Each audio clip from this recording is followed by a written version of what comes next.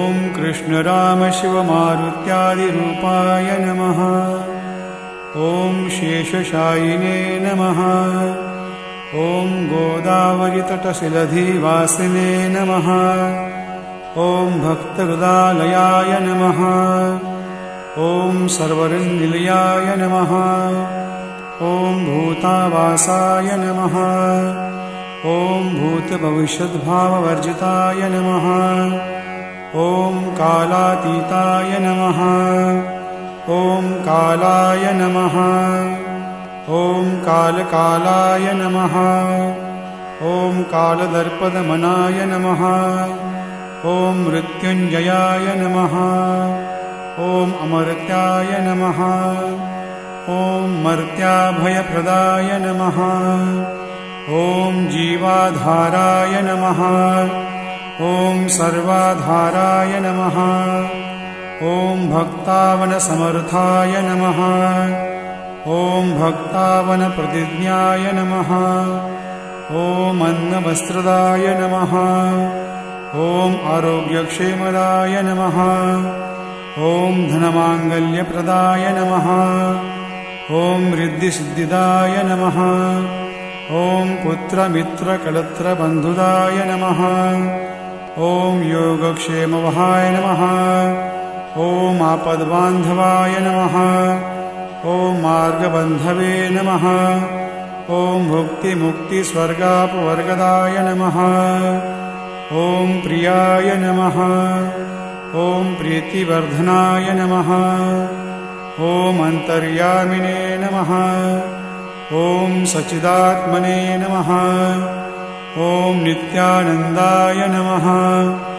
ॐ परमसुखदाय नमः। ॐ परमेश्वराय नमः। ॐ परब्रह्मणे नमः। ॐ परमात्मने नमः। ॐ ज्ञानस्वरूपिणे नमः। ॐ जगत्पित्रे नमः। ॐ भक्तानां मातृधातृपितामहाय नमः। ॐ भक्ताभयप्रदाय नमः। ॐ भक्तपराधीनाय नमः। ॐ भक्तानुग्रहकातराय नमः। ॐ शरणागतवत्सलाय नमः। ॐ भक्तिशक्तिप्रदाय नमः। ॐ ज्ञानवैराग्यदाय नमः। ॐ प्रेमप्रदाय नमः। ॐ संशयहृदयदौर्बल्यपापकर्मवासनाक्षयकराय नमः।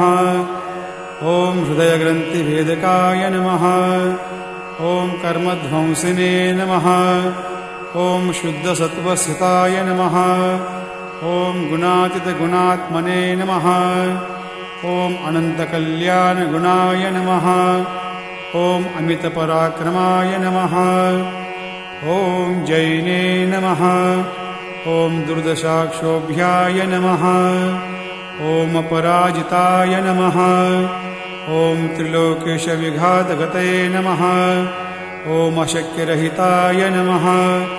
ॐ सर्वशक्तिमूर्तये नमः। ॐ स्वरूपसुन्दराय नमः। ॐ सुलोचनाय नमः। ॐ बहुरूपविश्वमूर्तये नमः। ॐ अरूपाव्यक्ताय नमः। ॐ अचिन्त्याय नमः। ॐ सूक्ष्माय नमः।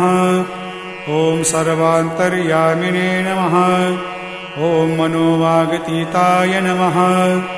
ॐ प्रेममूर्तये नमः। ॐ सुलभदुर्लभाय नमः।